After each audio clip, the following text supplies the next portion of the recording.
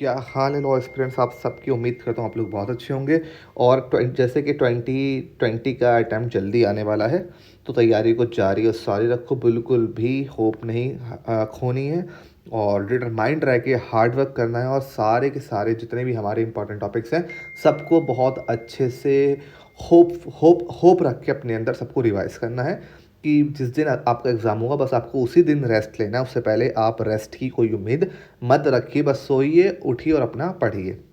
खैर, तो इससे पिछले वाले लेक्चर में आईपीसी के स्पेशली हमने theft, the offence of theft को हमने डिस्कस कर लिया कि थेफ्ट क्या होता है। जैसा मैंने आपको बताया था कि ऑफेंस अफेक्टिंग दी प्रॉपर्टी पे हम इसको कवर करने वाले हैं, तो थेफ्ट को हम कवर कर चुके हैं। नाउ अब हम मूव करते हैं एक नए स्टेप पे, जो कि है एक ऑफेंस हमारे जो हम कहते हैं एक्सटॉर्शन। एक्सटॉर्शन क्या होता है? एक्सटॉर्शन भी एक ऑफेंस है और थेफ्ट भी अपनी जगह एक ऑफेंस है। थेफ्ट जैसे कि हमने बताया था सेक्शन 378 में डिस्क्राइब्ड है, उसी तरह एक्सटॉर्शन जो ऑफेंस है वो सेक्शन 383 में है। पहला एमसीक्यू यहाँ से बन सकता है, तो जो चीज़ इंपॉर्टेंट है एज ए एमसीक्यू मैं वो बताता हुआ चलूँगा, जिससे आप उसको नोट डाउन कर ले। तो इस चीज़ को आप ध्यान रखिएगा, एक्सटॉर्शन जो है सेक्शन 383 में डिफाइंड है। कभी कभी क्या होता है, थेफ्ट और एक्सटॉर्शन के बीच में कन्फ्यूजन हो जाती है, तो एग्जामिनर उसी कन्फ्यूजन पे क्लैरिटी के लिए आपसे क्वेश्चन पूछ लेता है। तो मैं दोनों के बीच में एक ऐसा आपको ट्रिक बताऊंगा, ऐसे टेक्निक बताऊंगा कि कोई भी क्वेश्चन आ जाए, आपको अगर वो टेक्निक आप अप्लाई करोगे तो फ़ौरन पता लग जाएगा कि ये थेफ्ट है या एक्सटॉर्शन है। तो खैर फिलहाल हम एक्सटॉर्शन को समझते हैं। एक्सटॉर्शन का मतलब हम अपने कॉमन ज़बान में जो कहते हैं वो कहते हैं डराना धमकाना। तो ये डराना धमकाना हमें अल्फाज है ना, यही अपने आप में एक एक्सटॉर्शन है। एक्सटॉर्शन के अंदर हम क्या करते हैं, कोई व्यक्ति दूसरे व्यक्ति को डराता है धमकाता है, या तो खुद उसी को ही डराता धमकाता है या उसके किसी चाहने वाले को, जैसे कि बेटा बेटी, उसकी पेरेंट्स हो गए, उसके कोई चाहने वाले हो गए। तो या तो उसको डराते धमकाते हैं या ऑब्वियसली लोग उसको डराते हैं जिसको कोई बंदा चाहता है, ताकि हम उसको डराएंगे तो हो सकता है जो हम काम से करवाना चाहते हैं ये उसकी फिक्र में आके, उसके डर में आके ये काम कर दे। जैसे किसी बच्चे को किडनैप कर लिया, अब उस बंदे को तो किडनैप नहीं किया जिसको हम पैसे मांग रहे हैं, उसके किसी चाहने वाले, मतलब उसके किसी बच्चे को हमने किडनैप कर लिया है, तो उससे हम अपना काम करवा सकते हैं। तो डराना धमकाना in a fear of injury, injury जो है ना ये in a fear of any injury, हम इसी को ही डराना धमकाना कह रहे हैं। इंजरी जो वर्ड यहाँ पे यूज़ हुआ है, ये इंजरी जो है ये रेपुटेशन पे भी हो सकती है, तो ये भी आप ध्यान रखिएगा। इंजरी जो है वो रेपुटेशन पे भी हो सकती है, जिसको हम एक्चुअली में डिफेमेशन भी कहते हैं। तो अगर कोई आपको डरा रहा है धमका रहा है कि मैं आपके बारे में ये खबर फैला दूंगा अगर आप ये चीज़ नहीं करते हो, तो ये डराना धमकाना भी एक्सटॉर्शन के अंदर आएगा। तो फिलहाल हमने क्या देखा कि डराना धमकाना या तो उसी बंदे को या उसके किसी चाहने वालों को, और डराने धमकाने का मकसद क्या है कि उसे इंड्यूस करना है, उस बंदे को जिसको हम डरा रहे हैं धमका रहे हैं उसको हम चाहते हैं वो बंदा हमारे लिए कुछ काम करे। काम क्या करे, हमें कोई अपनी प्रॉपर्टी दे, कोई पैसा दे या कोई वैल्यूएबल चीज़ दे। हम किसी को डरा रहे हैं धमका रहे हैं, उसको इस वजह से डरा रहे हैं धमका रहे हैं कि वो हमें अपना कोई सामान दे, पैसा दे, प्रॉपर्टी दे, जेवरात दे, ये सारी चीज़ें हमें दे, इस वजह से हम उसको डरा रहे हैं धमका रहे हैं। तो ये तो नॉर्मल हो गई, बहुत ज़्यादा कॉमन हो गई किसी को डराना धमकाना पैसे के लिए, ये तो हम नॉर्मल बहुत अच्छी तरीके से जानते हैं। ऐसा होता है, किडनैप करने पे होता है, किसी को वैसे ही बदनाम करने पे हम डराते धमकाते हैं, तो ये सारी चीज़ें नॉर्मल है। लेकिन एक्सटॉर्शन का सेक्शन जो है वो एक्सक्लूसिवली एक बात को और बोलता है कि या तो कोई बंदा आपको डरा के धमका के पैसे मांग रहा है, प्रॉपर्टी मांग रहा है या कुछ और कीमती सामान मांग रहा है, या वो सिर्फ कह रहा है कि आप हमें अपना साइन करके दें किसी पेपर पे, या अपनी स्टैंप लगा के दें, अपनी सील लगा के दें, अपनी स्टैंप लगा के दें, अपने साइन करके दें किसी पेपर पे। अगर वो खाली ये डिमांड भी करता है कि मुझे ब्लैंक पेपर पे अपने साइन करके दो, तो वो भी एक्सटॉर्शन के अंदर आएगा। तो ये चार चीज़ें एक्सटॉर्शन सेक्शन 383 हमको बताता है। आप किसी को फियर ऑफ इंजरी में डालते हैं कि तेरे साथ ये कर दूंगा, तुझे मार दूंगा, काट दूंगा, और आप उसको ऐसा क्यों कर रहे हैं, आप चाहते हैं कि आपको वो पैसे दे या कुछ कीमती सामान दे, अपनी प्रॉपर्टी दे, आप ये चाहते हैं, या अगर वो व्यक्ति आपसे कह रहा है कि आप मुझे एक ब्लैंक पेपर पे अपनी साइन, अपनी स्टैम्प या अपनी सील लगा कर दें, तो ये सारे एक्ट जो हैं ये एक्सटॉर्शन के अंदर आएंगे। ये सेक्शन क्लियर कट हमको बोलता है। तो जैसा हमने थेफ्ट के अंदर इंग्रेडिएंट्स को देखा था कि क्या इंग्रेडिएंट्स होते हैं जो थेफ्ट को बनाते हैं, इसी तरीके से एक्सटॉर्शन के क्या इंग्रेडिएंट्स होते हैं। सबसे पहला इंग्रेडिएंट है फियर ऑफ इंजरी। आप किसी को डराते हैं कि तेरे साथ कुछ कर दूंगा, इंजरी करूंगा, मतलब इंजरी तुझ पे करूंगा या तेरे किसी चाहने वाले पे करूंगा या तेरी रेपुटेशन पे करूंगा।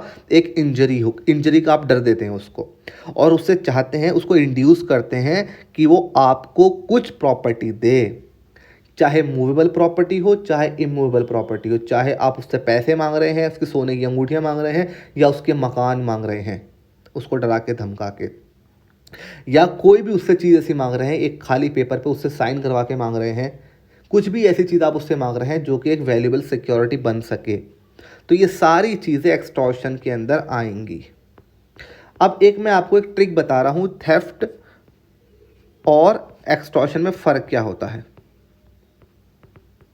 हमेशा ध्यान रखिएगा, थेफ्ट के अंदर जो है एक मोबाइल रखा है, एक मोबाइल रखा है।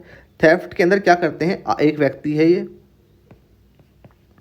ये मोबाइल जो ये व्यक्ति है ए, ये मोबाइल उठाता है और अपनी जेब में रख लेता है, यहाँ से चला जाता है, तो ये व्यक्ति थेफ्ट के लिए लियाबल होगा।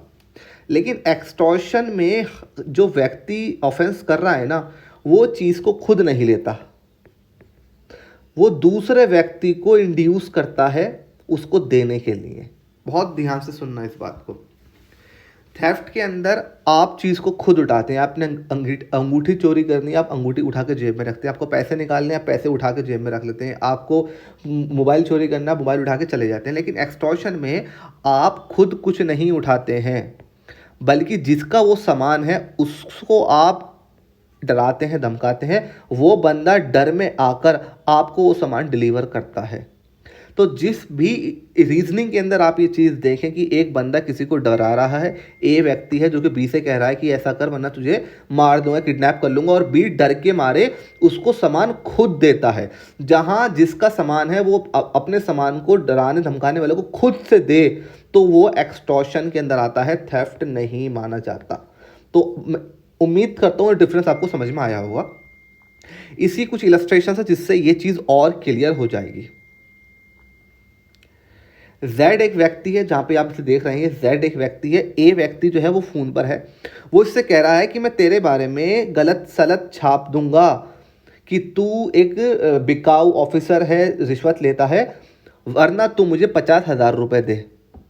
तो अब इसके अंदर ये क्या कह रहा है इससे, कि मैं तेरे बारे में गलत सलत इन्फॉर्मेशन छाप दूंगा वरना तू मुझे 50,000 रुपये दे। तो इसको क्या कर रहा है, fear of injury, fear of injury दे रहा है। हमें ऐसे इंग्रेडिएंट देखने पड़ते हैं, अगर हम इंग्रेडिएंट नहीं देखेंगे तो हम नहीं समझ पाएंगे। पहला इंग्रेडिएंट क्या है हमारा, फियर ऑफ इंजरी। अब यहाँ पे क्या, फियर ऑफ इंजरी, इंजरी कहाँ पे है, इसकी रेपुटेशन को, तो फियर ऑफ इंजरी पूरा हो गया।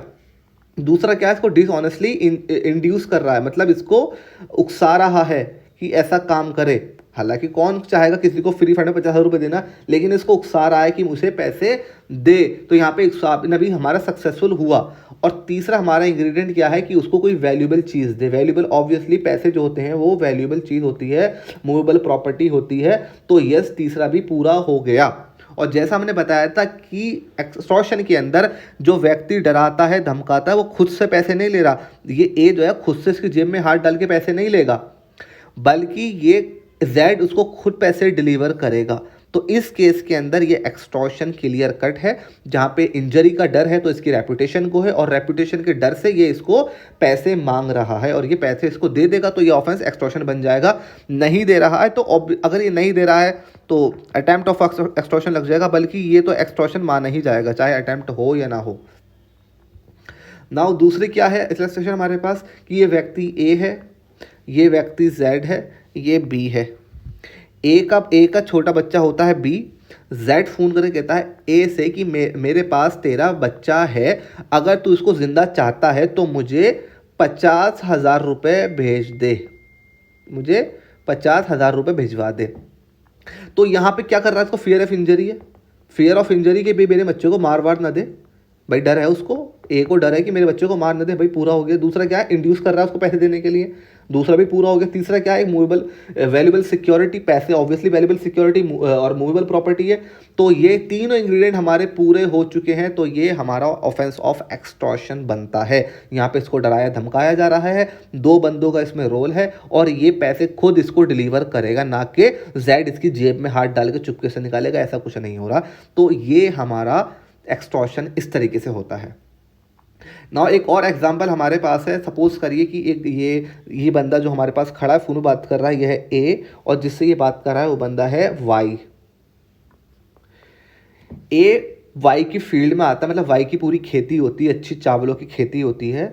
ए व्यक्ति है जो कि वाई की फील्ड्स पे आता है, वाई की खेती पे आता है, उसे फ़ोन करके कहता है कि तुम्हारी जो ज़मीन है वो बहुत अच्छा माल उग रहा है उसके अंदर, अगर तुम चाहते हो कि तुम्हारी ज़मीन सही सलामत रहे तो मेरी बात को मानो। अब वो क्या बात कहता है उससे, वो कहता है कि तुम्हारी जो ज़मीन जो तुम हो, तुम मेरे बंदे को, इलस्ट्रेशन बेसिकली यहाँ लिखी हुई है, थोड़ा कॉम्प्लिकेटेड है, इसलिए अब मैं तुम्हें वैसे ही बता देता हूँ जो मैंने इसको पढ़ा हुआ है। ए वाई को फ़ोन करके कहता है कि जैसा मैं कह रहा हूँ आप ऐसा करो। ए वाई से कहता है कि इस ज़मीन को, ये जितने की कॉस्ट है इस ज़मीन की, उस ज़मीन की आधी रकम तुम मेरे बंदे पर सेंड करो, मतलब उससे भिजवाओ। तो अगर तुम ऐसा नहीं करते हो तो मैं तुम्हारी ज़मीन पे कुछ मुश्तंडे बेच के तुम्हारी सारी ज़मीन की खेती को कटवा दूंगा।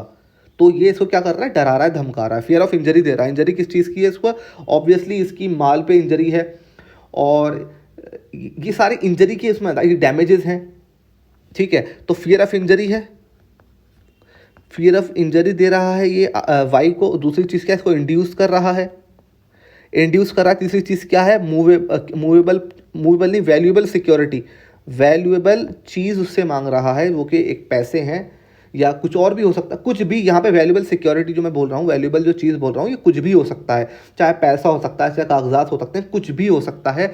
तो आप किसी को फियर ऑफ इंजरी दे के, चाहे उसके सामान पर हो, चाहे उसके माल पर हो, चाहे उसकी जान पर हो, चाहे उसके रिश्तेदारों पर हो, चाहे उसके घर वालों पर हो, आप उसको इंड्यूस कर रहे हैं कुछ काम करने के लिए। और क्या करवाना चाहते हैं आप उससे, कोई वैल्यूएबल चीज़ लेना चाहते हैं, चाहे प्रॉपर्टी चाहे पैसा है। अगर ये काम आप, तीन काम आप कर रहे हैं और बंदा आपकी बातों में आके आपको चीज़ डिलीवर करता है, तो ये ध्यान रखना, डिलीवरी होनी ज़रूरी है। वो डिलीवर करता है तो एक्सटॉर्शन का ऑफेंस कंप्लीट हो जाता है। नाउ एक और एग्जांपल हमारे पास है, मैंने लास्ट में आपको बताया था कि एक्सक्लूसिव चीज़ सेक्शन 383 ऐड करता है कि डरा के धमका के आप किसी से पैसा मांग रहे हैं, लेकिन साथ साथ में अगर आप किसी बंदे से कहते हैं कि भाई एक खाली पेपर पे साइन या सील करके दे, तो भी एक्सटॉर्शन है। इसका रीज़न क्या होता है, इसका रीज़न ऐसा होता है कि अगर आप किसी पेपर पे अपने साइन करके दे रहे हैं किसी को, अगर आप अपने पेपर पे किसी को साइन करके दे रहे हैं, वो बंदा इस पेपर को कोई वैल्यूएबल सिक्योरिटी या वैल्यूएबल प्रॉपर्टी बना सकता है, इस पर कुछ लिख सकता है और इसको ऑफिशियल डॉक्यूमेंट बना सकता है, बैंक से आपके पैसे निकाल सकता है, नकली कागजात बनवा सकता है। तो अगर कोई व्यक्ति कह रहा है कि आप इस एक ब्लैंक पेपर पे अपनी साइन करो और अपनी स्टैंप लगा के मुझे दो, बाद में उसको एक वैल्यूएबल पीस ऑफ पेपर बना सकता है। तो अगर कोई बंदा ऐसा काम करता है तो वो भी एक्सटॉर्शन माना जाएगा। करने का रीज़न क्या है, कि ये कह रहे हैं ना, साइन इट और get ready to be fractured by my boys, कि इसको साइन कर वरना तेरे हड्डी पसली हम तोड़ देंगे। तो ऑब्वियसली जैसा मैंने आपको बताया है कि फियर ऑफ इंजरी होना चाहिए, फियर ऑफ इंजरी इसमें है। दूसरी चीज़ क्या है इसके अंदर, दूसरी चीज़ आपकी, आपको इंड्यूस करा जा रहा हो। तीसरी चीज़ क्या है, आपको कोई वैल्यूएबल चीज़ आपसे ली जा रही हो, और वैल्यूएबल चीज़ में हमने पढ़ा है कि ब्लैंक पेपर विद सील और साइन भी शामिल उसमें हैं। तो ये सारी चीज़ें हैं जो कि ऑफेंस ऑफ एक्सटॉर्शन बनाती हैं। आई होप आपको ये चीज़ समझ आई होगी, और जो इसके क्वेश्चंस है वो आप डेफिनेटली सॉल्व करने लगोगे। इसके बाद की वीडियो में हम ऑफेंस ऑफ रॉबरी डिस्कस करेंगे डेफिनेटली। तो चैनल को लाइक करें, सब्सक्राइब करें अगर चैनल पे नए हैं आप, और इसको शेयर करें ज़्यादा से ज़्यादा। Thank you so much.